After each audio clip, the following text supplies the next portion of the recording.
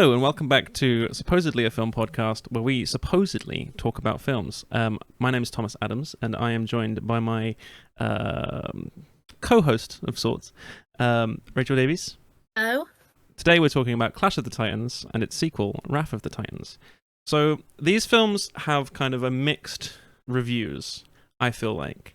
I feel like when the first one came out, it was like quite well renowned. Do you remember this coming out?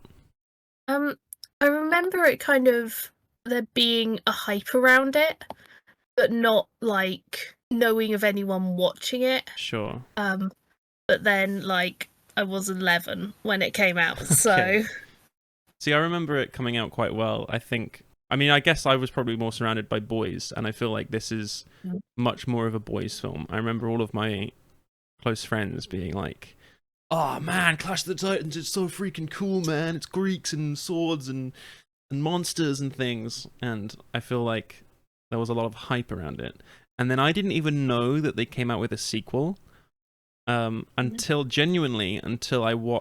rewatched the first one, and then I saw that the second one was also on whatever streaming service I was watching on. I think it's Netflix. Which I kind of always meant to watch them because very much into mythology and especially Greek mythology, and then kind of was like, they're on my to watch list but never got round to it, and then you mentioned them and I was like, I need to watch them eventually. Yeah, I think I remember watching the first one vaguely. I remember a few scenes, but I don't remember it as like I don't remember many specifics. But then rewatching it, it was one of those things of like lots of stuff came back to me. One thing that I found really impressive about the film actually was the CGI, to be honest. Yeah. I think a lot of the monsters and a lot of the effects were very well done. I think the Kraken kind of blew me away, and I know you're upset about the Kraken because it's not accurate. It's not actually Greek mythology.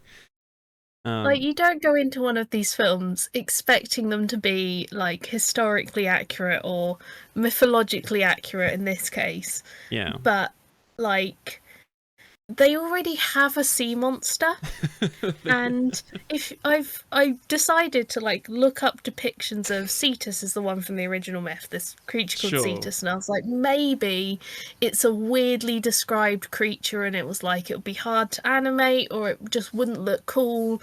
The Cetus constellation is like associated with a whale, so maybe they were like, we don't want to go down the whale route. But most depictions do it as like this giant sea serpent dragon-like thing, and I'm like, what's wrong with that? That would have been awesome. That does sound pretty good. But also, because they didn't even go with a very accurate depiction of the Kraken, because the Kraken's supposed to be a giant squid, isn't it? Like, I mean, that is entirely based off of my viewing of the Kraken in the Pirates of the Caribbean films. But that's a pretty good depiction of the Kraken, in my opinion. Yeah, but it shouldn't be there. Yeah, no. It should be in the Caribbean. It's a Norse Scandinavian creature. It should live in cold places, not off the coast of Greece. But also, in Pirates of the Caribbean, they don't really hang around the Caribbean that much, which is a complete tangent because I know we're not talking about those films, but they do go like across the whole sea. They end up in Japan at some point, which that's not in the Caribbean. Yeah, but it's closer than Scandinavia. Well, yeah. But speaking of badly named film series, Clash of the Titans has surprisingly few Titans in it. Yes. Yeah. We'll stay on Clash of the Titans for now. We'll touch on Wrath of the Titans in a bit, but you're right. Clash of the Titans does have, I think, no Titans in it at all. Which they mention them because they do the whole kind of story of how the gods got power, but isn't that in the film? I think that's the purpose of the Kraken, which again is a kind of a continuity error because they say that Hades made the Kraken to defeat the Titans, and then they unleash the Kraken on Argos, and I'm not like well versed in the power of Titans, but I feel like Titans and Argos are not the same level of thing. Therefore, the Kraken should be able to just level Argos pretty like inconsequentially, and it has a pretty difficult time. Like it comes into the film, it starts wrecking the town, but it doesn't actually do all that much, and then it's defeated by Perseus pretty quickly, I think, which, in terms of like a resolution to that arc, I feel like I don't know, it's a weird film because it's kind of like they go on an adventure to find the answer to this question, which is how do we defeat the Kraken, and then they go on the adventure to find the thing they're told to get to defeat the Kraken, and then they defeat the Kraken, and then the film ends. And it's just kind of for me, the kind of big fight set piece was when, I can't imagine it's going to be a spoiler, when they're fighting the Gorgon. That felt like the biggest fight of the film. Yes. And I think there's some problems with it as a fight scene. A lot of characters there's a lot of characters in the film in general, and a lot of them die very quickly. Yeah. And it's like, you almost got me attached to this character, but at the same time, you kind of knew they were a cannon fodder character. And I think in the Gorgon fight, you feel that a lot. Like, there's no massively emotional death scenes. Well, that's one thing I was going to talk about, was the way they just dispose of characters, because you have like what's his name, Mads Mikkelsen as Draco, and like he's in it through till about, quite near the end, and then he's disposed of. And then you also have like Nicholas Hoult, and like who else is in it? I can't say this woman's name. Kea Scodelario. Luke Evans is in it. Vincent Reig. Who else dies? I'm trying to remember. There's loads of characters in it. My point is, there's loads of characters in it it's quite a packed cast, and they do just kind of dispose of them quite just for nothing. I think the most meaningful death is probably Mads Mikkelsen, Draco, fighting the Gorgon. But even that just felt like a bit unnecessary. Like, he didn't have to die. But then I don't know. I don't know. I think maybe part of the film was about like that having to happen to for this journey to be kind of worthwhile, as in like there's nothing if it's not worth the sacrifice, then it's not like that big of a deal, if that makes sense. There needs to be a kind of level of threat throughout, and like you needed characters to die, but I think because they had such an all-star cast and so many characters, also with hard to pronounce names, and I know that that's like not a big thing, but at the same time I think that makes it harder to kind of remember the characters, because you're presented with a very complicated name, and then you're just kind of like, that character is just blah blah blah in my head. Or you just think because or you just remember them by the cast, which is then also like this person from other films, and then it's even worse when they're just thrown away, because it's like, I know this person, and like I totally get what you mean, because they need it. Like, it's hard to connect to those characters, and then when you start, it almost feels like each one is thrown away as you start to connect to them. I feel like, because like, again, even like with Draco, he's kind of this stoic, like, general, whatever, and he really shows kind of no emotion for a lot of the film, and then he's put in this fight with Medusa, the Gorgon, and then he like says something about his children or something. I can't remember exactly. And then it's like, oh, we feel for this guy, and then he dies, and it's like, oh, okay, well, it's almost like I feel like they're trying to have some kind of retribution for this guy that's been an ass for like most of the film, except I don't feel like he really had retribution, because he kind of just is gone. I feel like a lot of the deaths could have been more significant in the sense of like furthering the plot. I feel like none of them like needed to die for the plot to continue in the way that it did. Like if they all stayed alive, the plot very much could have happened the same way. Do you know what I mean? Like there wasn't a sacrifice because it was necessary for something to happen, other than maybe Draco because he like was distracting Medusa or whatever. But even that, you could argue that that wasn't necessary. Which is I think Draco's death could have been so much more interesting if they kind of cut down, not necessarily the number of soldier characters, but like cut down the different named soldier characters and just kind of had Draco and then a singular younger soldier and kind of had like a father-son relationship, which is what Perseus's kind of journey is about. Like it starts off with him losing his father, well, his adopted father, and then kind of him learning how to deal with the fact that he's the son of Zeus. And if you kind of had like a younger soldier who was then killed by Medusa, then had kind of Draco's big moment, then it's kind of like it's a father-son relationship that went the other way, and it's the son who dies first. And I think that could have been very interesting. But I did like the film. It's one of those like you can just enjoy. It sounds terrible. Enjoy the violence of it and the action. No, I totally know what you mean. Yeah, it's just an adventure film.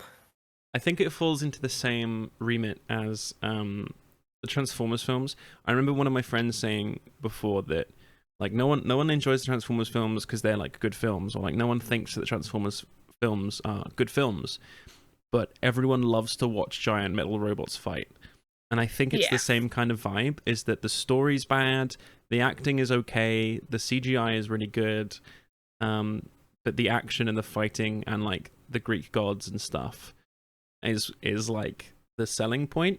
And I think they knew that, and they kind of honed in on that rather than like trying to make it more things and like failing at them, if that makes sense. Like because you can put more effort into those things and it come across, you know, like a mess because you've just tried to make this film so many different things. Or you can just commit to it being an action fest where, you know, like I say, the story is not 100%, but at least there's good action.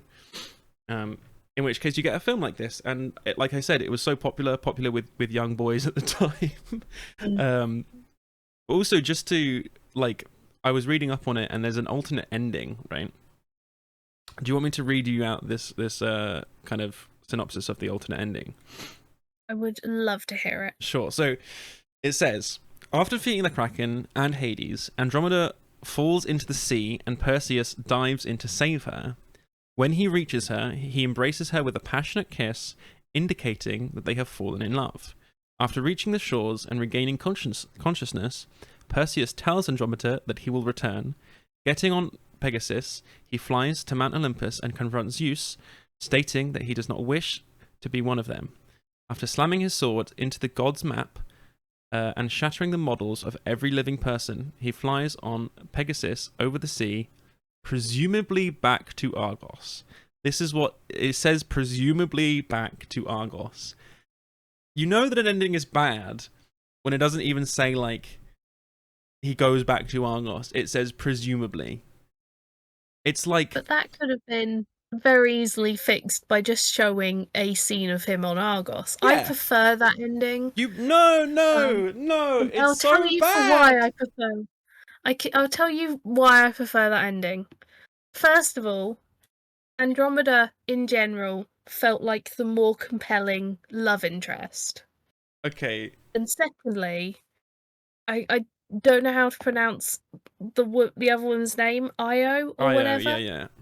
She is like his great grandmother. Yes, I agree and that Andromeda is definitely the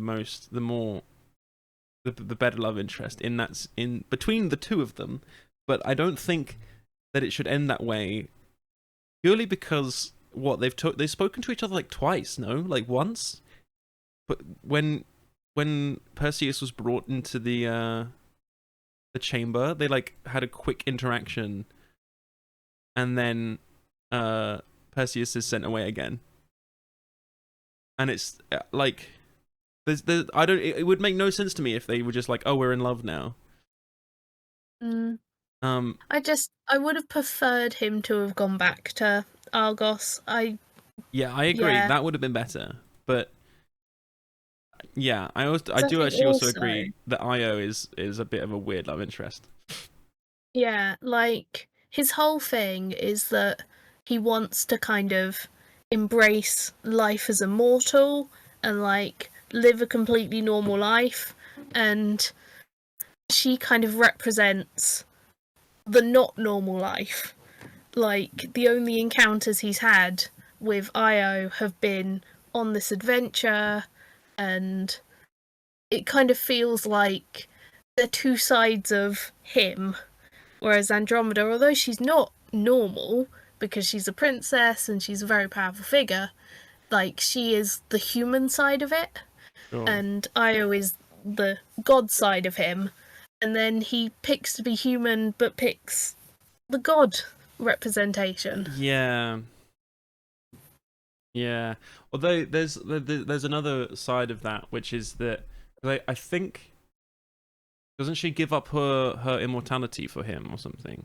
Is that a thing? Am I remembering that wrong? Yeah, so like I think it's kind of when she gets, spoilers again, when she gets killed after the battle with the Gorgon, she kind of gets brought back to life without her immortality. Yes, that's it. Which I'm kind of like, yeah, she gave up her immortality, but she is still, their relationship is based on him being a demigod. Yeah, and I don't necessarily disagree, but there is also the other side of the story that perhaps in this bizarre like turn of events where he's found out he's a god and gone on this big adventure, that it would make sense that the person he couples with is someone who has also equally been through some weird stuff as a demigod or a person mixed with the gods. And so in my head, that would be the main reason why they would end up together, is because they're they come from a similar lease of life.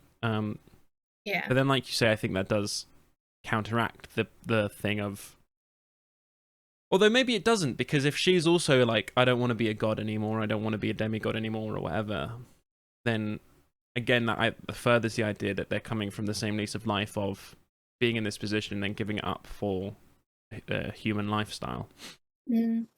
There was, so this film is actually based on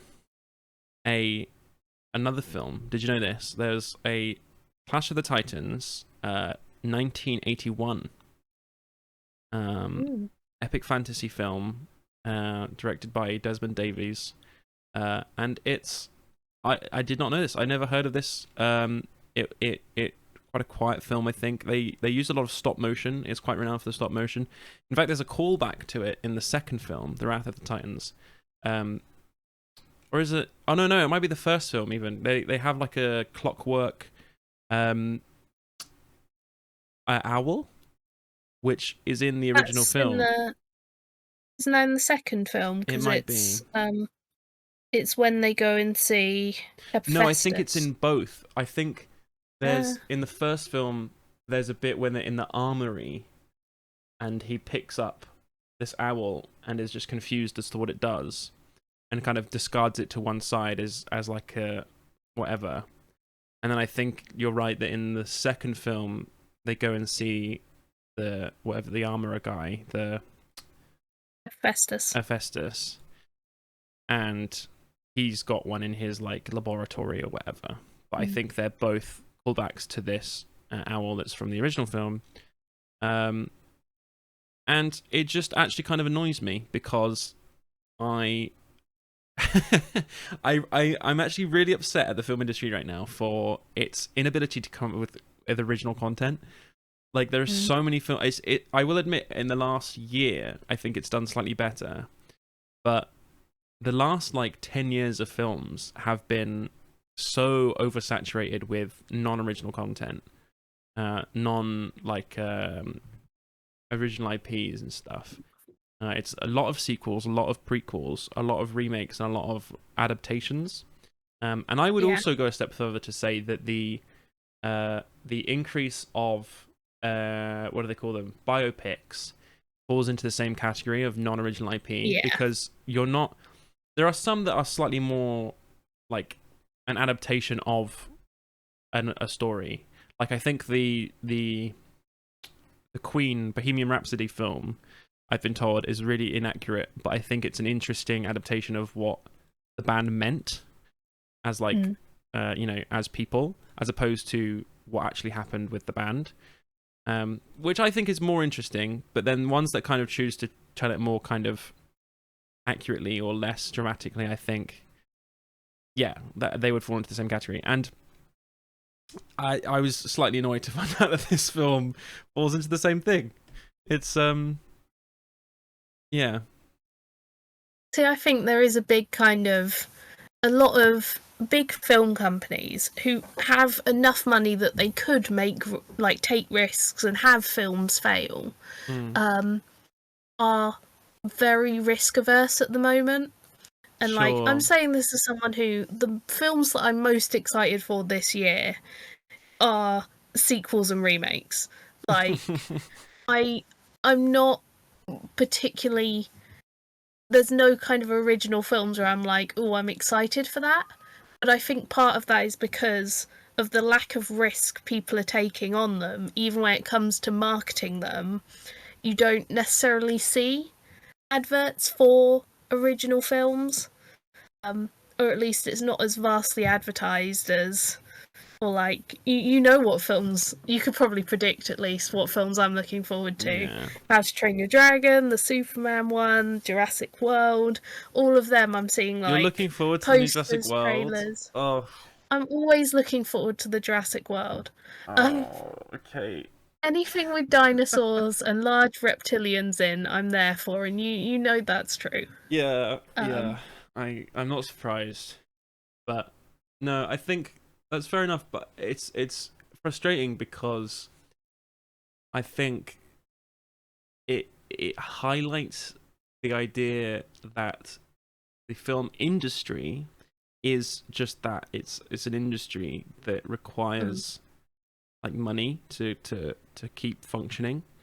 As in, they will always go with the safer option yeah, because that's what is guaranteed to get them their money back, as opposed to the most creative or the most kind of artistic option, which I would encourage filmmakers and film developers to pursue more often, even at the risk of oh, maybe absolutely. losing some money.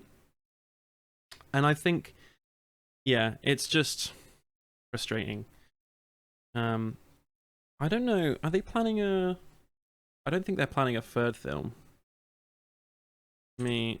I feel like it would be pretty late to plan a third film. Um, because I mean it's been over 10 years since the second film came out. Um, but I wouldn't be surprised if we get a lot more ancient Greek stuff coming out, because we've got like the Percy Jackson series is doing very well. Christopher Nolan's making his version of the Odyssey. Epic the Musical famously did very well. Yeah. We've got a lot of kind of different markets all succeeding with ancient Greek inspired stuff. So I wouldn't be surprised if we get like retellings of Hercules coming out, because like if you googled it, there was a Hercules film that came out in the early 2010s. Yeah, probably. That probably came out the same time as this. So I'm kind of like, we're getting an Odyssey. We'll probably get Hercules, Argonauts, all the hits of There was Greek a mythology. Hercules We're going to be film getting in new films. there was a Hercules film in 2014, starring Dwayne the Rock Johnson. Yes. And then there's a Hercules musical coming out at the moment as well. So, Oh wow, okay. um, so yeah, I reckon we'll It's probably get a possible. resurgence of Greek stuff. So we might get a third film for this. There Um, was there was plans for a third one that was subsequently scrapped because the performance of the second film Mm. Which I guess is Whilst, fair, but whilst we're between talking about the two films, which did you prefer? I preferred the second film. Oh, I preferred the Honestly, first. well, so like I said, I think the the the whole kind of thing that we're seeing here is kind of action for action's sake. Like, again, the story isn't too, riveting. I think there are things that the first film does better than the second film, but I think overall, I think as an action film that you sit down to just kind of zombie out to and just, you know, not think. I think the second film does better at that. I think there's more kind of action that is compelling that you actually care about. I think there's more kind of risk that is like, I don't know what's going to happen to these characters. They're also less kind of I don't know, diligent, or no, that's not the word. They kill off characters less, Yeah. and they're kind of more gracious with that, which I think. But then at the same time, they have some very interesting story of, like, again with Ares.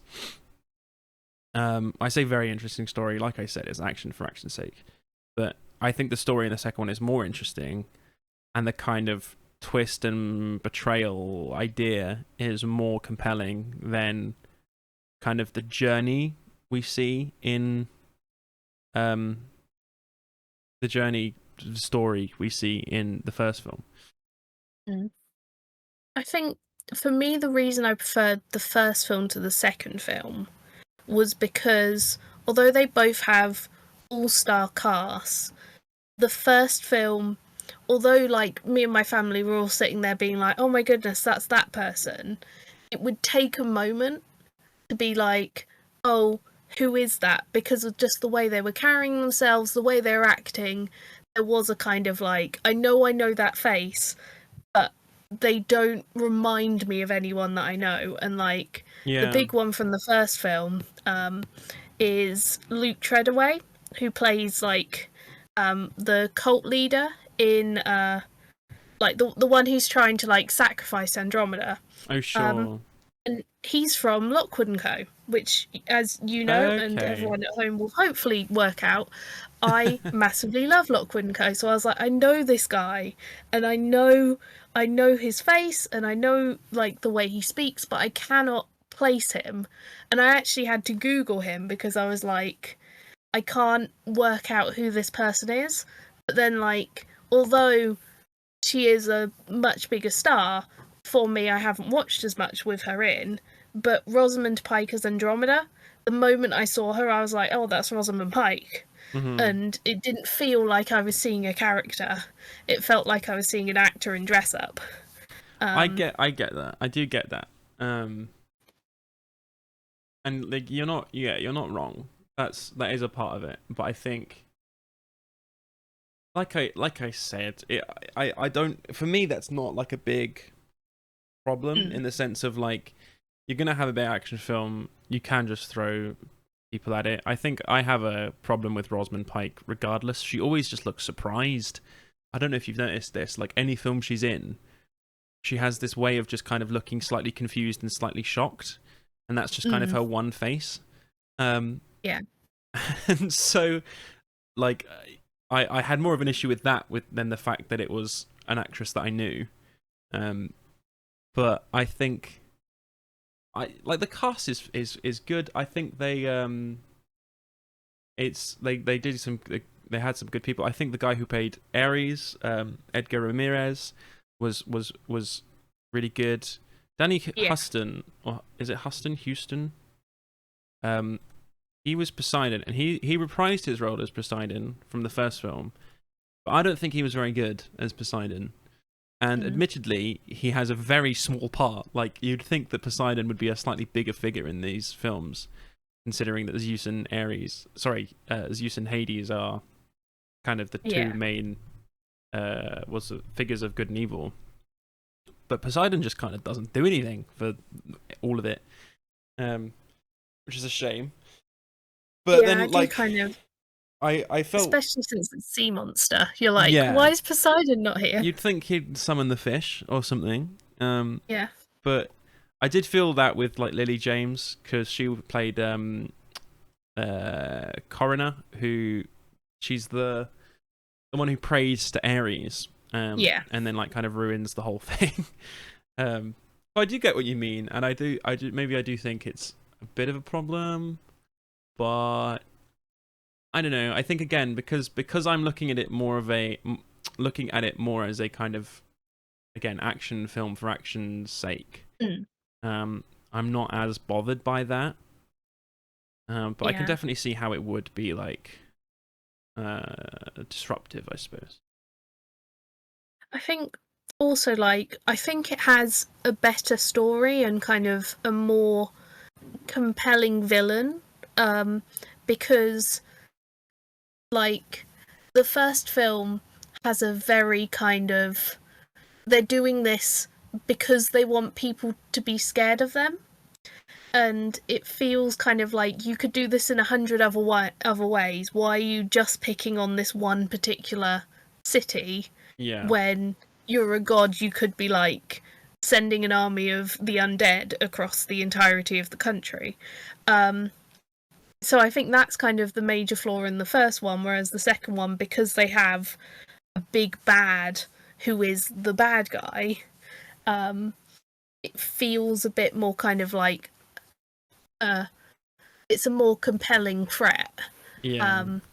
But then I kind of, and I find this is a thing with a lot of action films, when there is a child in the action film, and especially when the main character has a child, often they struggle to like find the correct balance between this person is a parent and this person is an action hero. Yes. Yeah. And I kind of felt like Perseus has like dedicated his life to this small child, but then you don't really see them together Yeah. before the attack happens, and when you do, it's him telling his son off for something, and then you don't really see them together afterwards either. And I'm just Yeah. like, I get that he cares about him, and we're being told a lot that he cares about this child, but at the same time, I don't feel like there's the bond there.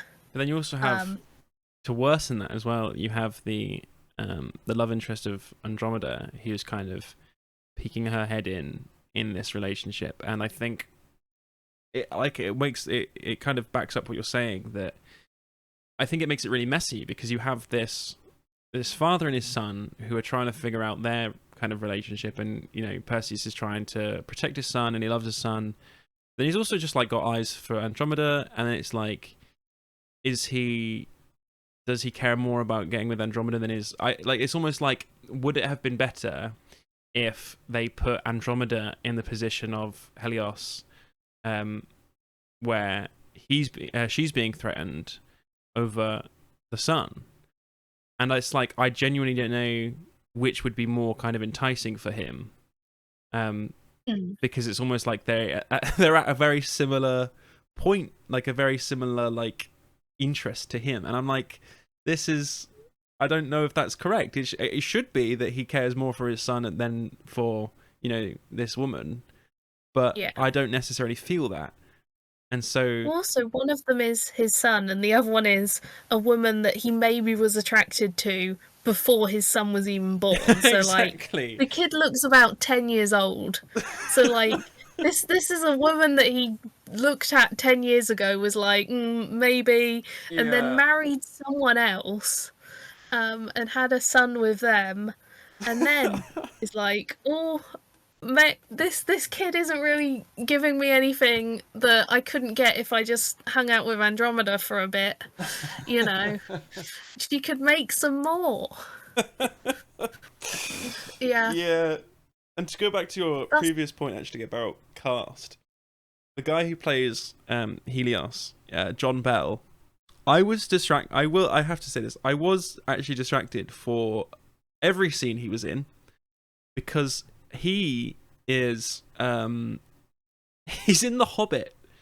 He plays the son of Bard, and it's not like a particularly like important role. I guess it is, but it's not like even in the film for that long. But it's such his face, and like he's got the same hair as he does in the in that film, and so I was just like slightly distracted, and it was also annoying because in that film they all have kind of Welsh accents because Luke Evans is the dad. Yeah. And me and my friends just kind of made fun of them because there's a bit where one of them says, "Are we gonna die, Da?" As in like in a very thick Welsh accent, and it's I just had that going through my head every time I saw Helios, which, as you can imagine, is quite distracting. Which I think subtracted from the film slightly. See, I'm this shows how different our childhoods were. I was like, I know that child. I'm sure I know him from somewhere. And then when he was crying towards the end of the film, I was like, he's from Tracy Beaker Returns. I recognise that crying face. He is. Like... Yes, I had a look at this. He is. He's in Tracy Beaker Returns. He's had such a good career, honestly. And he has the same haircut in that as well, I'm pretty sure. No, he's short and ginger curly hair in Tracy Beaker Returns. Pretty sure in Wrath of the Titans he's got like black curly hair, no? It's darker, but I'm pretty sure it's curly. I've got to look at the picture, hold on. John Bell, Tracy Beaker Returns. Oh, it's less curly. But it's definitely like ginger, like dirty blonde ginger. Is that the same kid? No way is he from Doctor Who as well. He plays Toby. He's in Doctor Who. Yeah, he is. He's the kid who's like, the sky full of diamonds. End of the world, yeah. Yeah. That's insane. I had no idea. I knew that one. I didn't know that. That's crazy to me. That's what I was doing whilst you were watching Clash of Titans. I was watching Doctor Who. Fair enough. Right, do we want to get on and rate the films then? Yeah, we should. So let's go back to the first one then. Okay. So for me, this was like a pretty non-substantial film. It was like fine. It was. I did enjoy my experience, but it's the kind of film where I don't think I'm particularly bothered about watching it again. Like, I wouldn't be opposed, but I don't necessarily think I would choose to, given the option, unless I was in like a very specific mood or like I'd seen lots of Greek mythology stuff and was kind of in that, like I said, a very specific mood. And so for me, that puts this film at like a 5 out of 10. Very middle of the road. I don't hate it. I don't, massively love it. But I have nothing against it necessarily. As in overall, because I think it definitely has flaws, and I think it definitely has things it could do better. But I think it kind of levels out with, the CGI, the action. Some of the acting is very good, and so yeah, for that I'm gonna give it a 5 out of 10 for me. Yeah, see, I kind of feel very similar about it. Like, I did enjoy it. It was my favourite of the two. In terms of kind of like mind-numbing action, I probably prefer it to the Transformers and would probably be like, I'd watch this rather than a different kind of mind-numbing action film. But like, there weren't any characters where I was like, I care what happens to this person.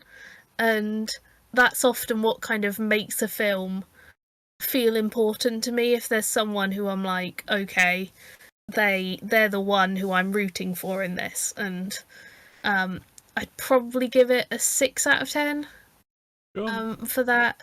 Like, I probably will end up rewatching it at some point when I need something on, but like, I'm not going to go out of my way to be like, oh yeah, Clash of Titans, let's watch it. Nice. Okay. And the second film, do you want to? How would you rate the second film? Um, so yeah, it's kind of very similar. I think like the fact that I don't like Perseus is a major problem in the entire series. I'm not invested in him all that much, and I don't like Zeus either. Um, so that whole father-son dynamic is kind of a lost cause on me. Um, but like it has some very good set pieces, and like in terms of fantasy battles, and we didn't kind of cover this when we were discussing it, the final fight scene is very well lit. Considering it Yes. takes place in like a desert, that is the perfect setting for a fight scene. And a lot of fantasy films nowadays stray into this kind of, we'll have it happen at night in a like misty location, looking at Lord of the Rings for that one.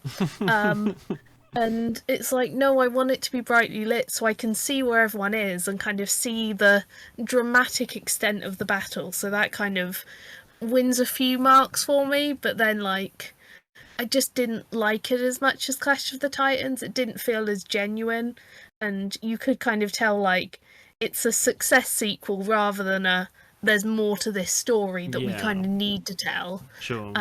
So I'll probably give it a 5 out of 10. Okay.